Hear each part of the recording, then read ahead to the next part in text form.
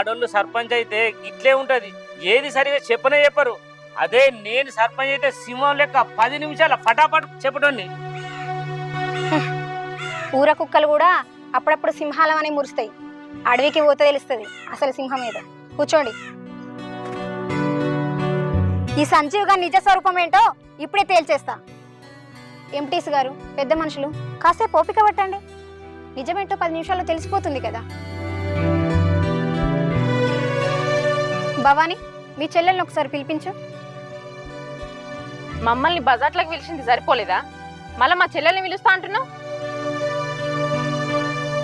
మీరు పిలుస్తారా, నన్ను పిలిపించమంటారా? నా మరదల్ని ఇక్కడికి పిలిపిస్తే మర్యాద ఉండదు మేడం.